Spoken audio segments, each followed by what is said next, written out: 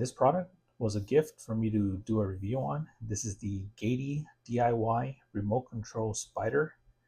This is the box that it came in.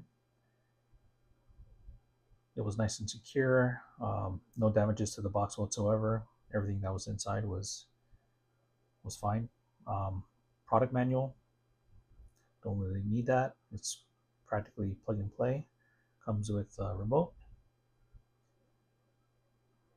Here's a close-up of it. Has 5 buttons and the toy itself, the spider. So the spider itself, you can add a few drops of water and it'll spray glowing mist coming from its fangs.